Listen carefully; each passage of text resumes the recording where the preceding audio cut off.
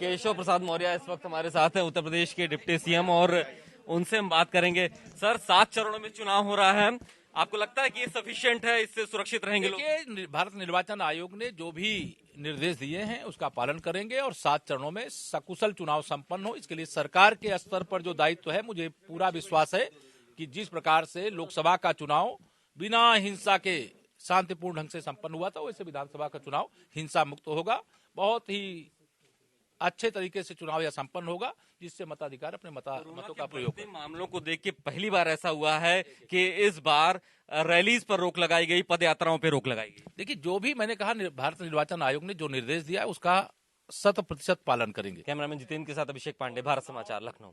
सबसे बड़ी जिम्मेदारी है, हम निर्वाचन आयोग के हर निर्देश का पालन करेंगे और उस पालन के अनुसार हम आगे बढ़ने का काम करेंगे। अखिलेश यादव ने सर ये कहा है कि बीजेपी हेट स्पीच देती है, हर चुनाव में बीजेपी हेट स्पीच पर फोकस करना चाहिए चुनाव आयोग को। क्या अखिलेश यादव ने ये कहा प्रेस कॉन्फ्रेंस करके कि चुनाव आयोग को बीजेपी के हेट स्पीच पर ध्यान देना चाहिए। देखिए, श्री अखिलेश यादव जी बेचैन हैं, उनकी पराजय सुनिश्चित है। इस बार वो लगातार चौथी हार का सामना करने के लिए तैयार बैठे हैं और जो उनकी स्थिति 2017 में थी, वह स्थिति भी अगर वो बचा लेंगे तो मैं समझता हूं कि वह उनकी बड़ी उपलब्धि होगी। 15 जनवरी तक जो शुरू हो रहा है, जबकि बीजेपी ने ये कहा था कि पूर्वांचल से शुरू किया जाए, पर चुनाव तो नहीं, बीजेपी ने कुछ नहीं कहा था। हमने कहा था निर्वाचन आयोग जो भी निर्देश देगा, हम उस निर्देश के अनुसार जो तिथियां घोषित करेगा, जहां से चुनाव शुरू करेगा, हम पूरब से हो, पश्चिम से हो, मध्य से हो, हम हर प्रकार की से तैयारी करके रखेंगे। एक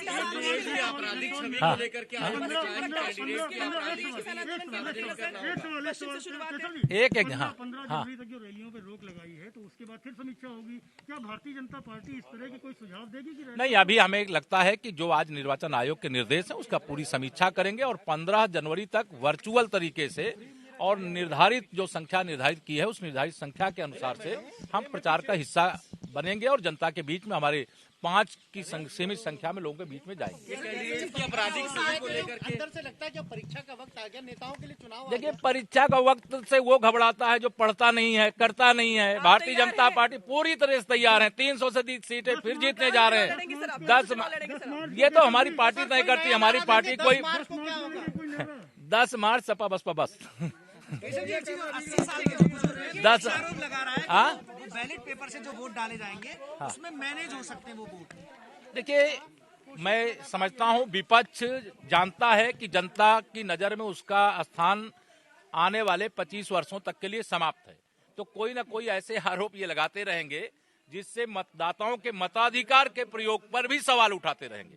लेकिन हम निष्पक्ष चुनाव, हम व्यवस्थित चुनाव, हम निर्वाचन आयोग के निर्देशों के अनुसार चुनाव लड़ेंगे और पूरा विश्वास है जनता के आशीर्वाद से, भारतीय जनता पार्टी के एक परिश्रम के परिश्रम से चुनाव फिर जीतेंगे। सवाल ये है कि जो वोटिंग के लिए वोटर होता है, बीजेपी का खासतौर से वोटर माना जाता है, पढ़ा लिखा है, जो इस समय कोरोना के मामले बढ़ रहे हैं, उससे क्या लोग लाइन में लग के वोट देंगे बीजेपी? देखिए, अभी आप विश्वास रखें कि हमारे देश में लोकतंत्र बहुत मजबूत है और यह लोकतंत्र का महापर्व है और लोकतंत्र के इस महापर्व में सुरक्षित भी लोग रहें, इसकी भी हम अपील करते हैं और अपने मताधिकार का प्रयोग करें, इसकी भी अपील। नहीं, वो उसकी तो पूरी तैयारी है और मुझे देखिए, यह दुखद है कि फिर से कोरोना बढ़ रहा है, लेकिन यह भी एक सुखद खबर है, जो लोग अभी तक वैक्सीनीकरण नहीं करवा रहे थे, वो भारी संख्या में वैक्सीनीकरण के लिए आ रहे हैं और सब सुरक्षित रहें, भगवान से ही प्रार्थना करते हैं। चुनाव शांतिपूर्ण होगा, ऐसा भी हमें विश्वास है। गुंडा, अपराधी, माफिया आकर के चुनाव में कोई गड़बड़ी करने की कोशिश करेगा, मुझे लगता है कि निर्वाचन आयोग इन सब पर ध्यान रखेगा।